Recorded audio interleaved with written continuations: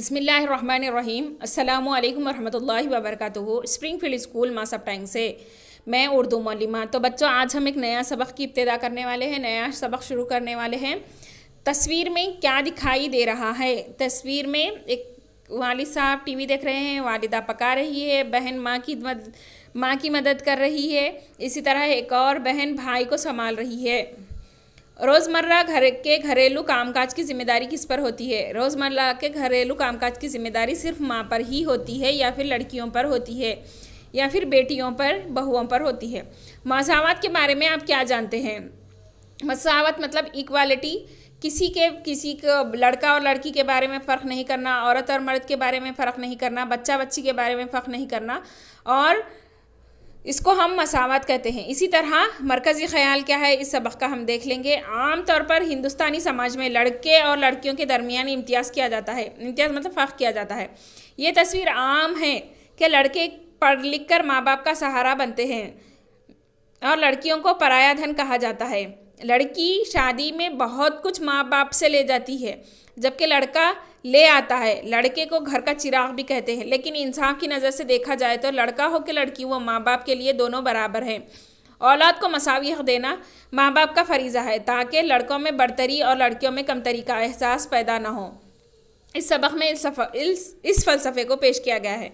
सबक में डॉक्टर अशफाक़ अहमद ने बहुत अच्छे तरीके से एक कहानी बताई है, जिसमें मोरल स्टोरी आप बोलेंगे, या फिर लड़का और लड़की के फ़र्क को दूर करने की बात बताई है। लेकिन इस्लामी नुकात के मुताबिक अगर हम देखेंगे तो आप सल्लल्लाहु अलैहि वसल्लम की 4 बेटियां थीं। 4 बेटियों में से एक हज़रत फ़ातिमा रज़ी अल्लाह ताला अन्हु थी, जिन्होंने अपनी नस्ल को हज़रत हुसैन रज़ी अल्लाह ताला अन्हु के साथ आप सल्लल्लाहु अलैहि वसल्लम के वसीले को, ये मतलब उनकी ज़िंदगी को या फिर उनके शिजरे को आगे बढ़ाया। सबक है आपका बात मसावत की, डॉक्टर अशफाक़ अहमद। मसावत के माने इक्वालिटी, बराबरी, एकसानी, अदल, ये इल्म, ये हिकमत, ये तदब्बुर, ये हुकूमत। मतलब एक शेर है यहाँ पर, उसको बताया गया है। इक्वालिटी देख लीजिए, समझने की कोशिश कीजिए। क्या पढ़ रहे हैं हम? मसावत, सबक मसावत, बात मसावत की। इस कहानी में 4 किरदार हैं। एक अंसार साहब, दूसरे अंसार साहब की बीवी, उनकी बेटी तलत और उनका बेटा काशिफ। ठीक है ना बच्चों? अब हम स्टोरी शुरू करेंगे। सब वीडियो को देखने से पहले रीडर निकाल लीजिए। काशिफ और तलत अंसार साहब के 2 बच्चे थे। काशिफ और तलत अंसार साहब के 2 बच्चे थे। तलत तो निहायत भोली भाली बच्ची थी, जो घर के काम काज में अपनी अम्मी का हाथ बटाती रहती। लेकिन काशिफ, जिसे घर में इसके अब्बू अम्मी लाड़ प्यार से चिंटू कहा करते थे, बड़ा ही नटखट और शरीर था। पल ना ठहरता। मई की तेज़ धूप और शिद्दत की गर्मी में अम्मी से इजाज़त लिए बगैर खेलने के लिए चुपके से भाग खड़ा होता। कौन? काशिफ लड़का है। तलत कौन है? लड़की है।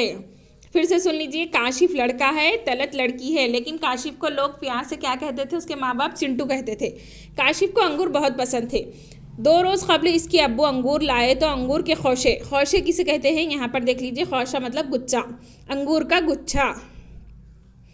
अंगूर के खौशे देखकर इसके मुंह में पानी भर आया। इस दिन इसने सारे अंगूर खुद ही उड़ा लिए मतलब खा लिए। बेचारी तलत, लड़की, बेटी, इसका मुंह तकती रह गई। तलत ने अम्मी से जब अपना दुखड़ा सुनाया तो अम्मी ने काशिफ को बहुत डांटा और इसके अब्बू से शिकायत भी की। आज बाज़ार का दिन था। मतलब जैसे रोज़ हफ्ते में कहीं कोई इलाके में रोज़ एक दिन बाज़ार लगता है, जिसमें तमाम तरकारी, फ्रूट्स या फिर जानवर या फिर खेलने की चीज़ें या फिर घर का सामान वगैरह वगैरह मिलता है। अब्बू ने काशिफ के लिए आम लाने का वादा किया था। अपने मामूल के मुताबिक काशिफ दरवाजे की दहलीज पर खड़ा अब्बू का इंतज़ार कर रहा था। कौन कर रहा था? लड़का, जिसे चिंटू कहा जाता है।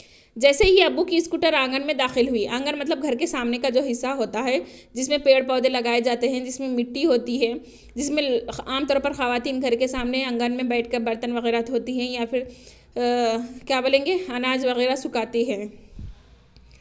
अब्बू आए, लेकिन ये क्या, आज तो अब्बू ने बैग मेरी तरफ बढ़ाने के बजाय खुद ही घर में दाखिल हो रहे हैं। तभी काशिफ को ख्याल आया, कल अम्मी इसकी शिकायत जो की थी, शायद इसी का रद्द-ए-अमल, मतलब इसी का जवाब है। वो मायूस होकर अब्बू के पीछे पीछे हो लिया, मतलब अब्बू क्या पीछे पीछे चलने लगा।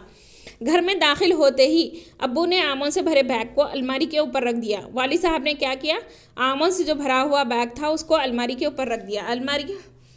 अलमारी के ऊपर रखना मतलब वो वज़नी था जिसकी वजह से वो उठा नहीं सका, लेकिन अब्बू बआसानी उसको अलमारी के ऊपर रख दिया और ख़ुद मुंह हाथ धोने के लिए गुस्ल खाने में चले गए। इधर काशिफ और तलत हैरान थे। इनकी समझ में नहीं आ रहा था कि आज आखिर ये सब क्या हो रहा है, यानी आज क्या हो रहा है। बेचारे दोनों अलमारी के सामने खड़े होकर पहरा देने लगे। अबू तुवलिया से हाथ मुंह साफ करते हुए ड्राइंग रूम में आए और कहा, चिंटू जाओ अम्मी से चाकू मांग कर ले आओ। क्या लाने के लिए कहा उनके वालिद ने? चाकू मांग कर लाने के लिए कहा। और बेटी को क्या बोला, तलत तुम भी जाओ तश्तेरियाँ ले आओ। तश्तेरियाँ आमतौर पर आमतौर पर हमारे घरों में अपने बड़े बुजुर्ग चाय को ठंडा कर कर पीते हैं, तश्तरी में डालकर, यानी खुली चीज़ जो छोटी सी प्लेट वगैरह की तरह होती है। तलत की जानिब सवालिया नज़रों से देखा और दोनों बावर्ची खाने की जानिब चल पड़े। काशिफ मुंह बनाता हुआ चाकू ले आया। तलत भी तश्तरियाँ साफ करती हुई ड्राइंग रूम में दाखिल हुई और दोनों अब्बू के सामने बैठ गए। तलत सोच रही थी, अब्बू बिलावजह आम काट रहे हैं, हमें एक एक आम मिल जाता तो क्या ही अच्छा होता। काशिफ सोच रहा था कि आम आखिर तरबूज की तरह तो नहीं है कि इन्हें भी काट कर दिया जाए।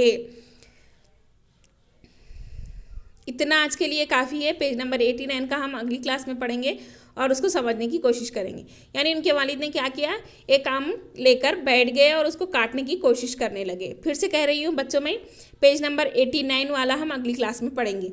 उम्मीद करती हूँ कि इतना आपको ये समझ में आ गया होगा।